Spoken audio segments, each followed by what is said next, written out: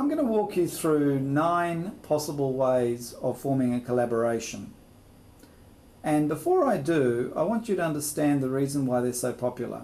The essential idea is that we need to be able to reach markets quickly and efficiently, and the old approaches just simply don't cut it, meaning sole traders find themselves challenged, as do vast, large transnational corporations, and so in between we have collaborative structures. The first collaborative structure that I want to talk about is the cooperative.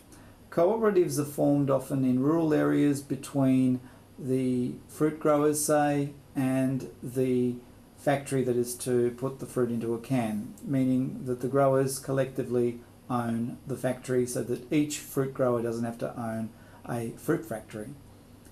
Licensing. This type of collaboration is very common. In fact, the video you're watching right now is a result of you having licensed, or your organisation having licensed, a vast number of software programs so that you can watch this video. Licenses are not necessarily just in IT, they're across the board in many industries. They are used a lot and are very easy to draft. Distributorships are a type of collaboration whereby a distributor typically will have certain assets and it looks for people to be its distributors. And so the people who are to send the products out will be taking often a contractual right in order to act as distributors in another territory. They've been very, very common for many decades, and they continue to be common because they work.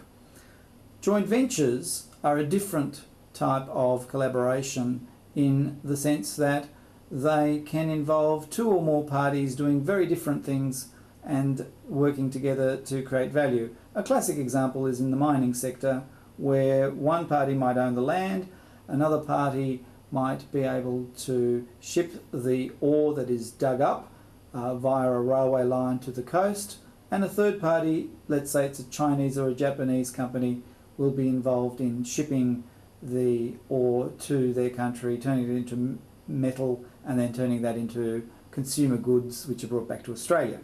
So the joint venture arrangement works because each of those joint venturers does a very different thing, and yet in collaboration they're able to work for the one purpose. The next type of collaboration is one that you will be very familiar with.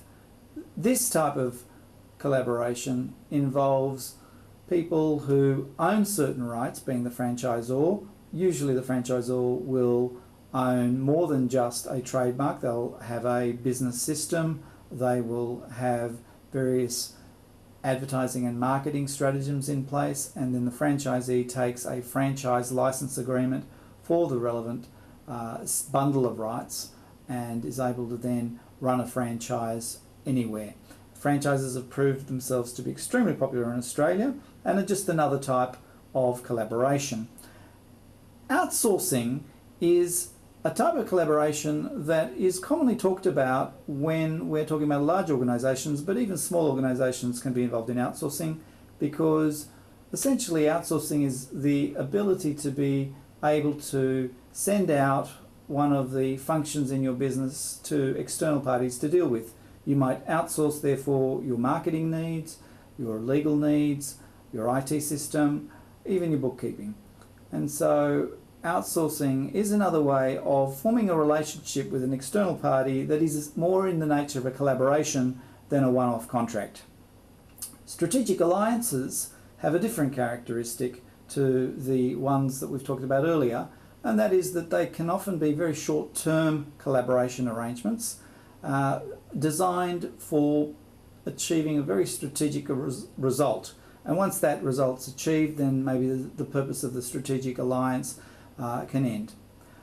Co-production is a type of collaborative arrangement that's not all that common, but you do find it in places such as in the film industry, where the product could be created in one country yet produced, that is manufactured, in another country.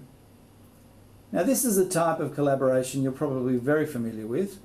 The characteristic of this type is that it involves each of the partners being able to do very similar things to the other partner and thereby be able to monitor and replace the partner if the partner has to go on holidays or is ill. So partnerships are extremely common, but as I've said, they are just one of the many types of collaborations. All of these types of collaborations involve some contract being entered into by the parties. Sometimes the contract's a relatively simple one or very commonly structured one, such as a partnership agreement, and other times it requires an enormous amount of customization, as is the case with, say, an outsourcing arrangement. However, whichever type of contract that you're looking to create for the collaboration that you're in, you've always, I think, going to be best served if you firstly think through the business needs, and then you think through the management of those business needs, and only then you choose the type of legal structure that might suit you. Because to do things in the reverse basically involves having a lawyer operate, run and manage your business, and I don't think that's such a good idea. So thank you for listening, and goodbye.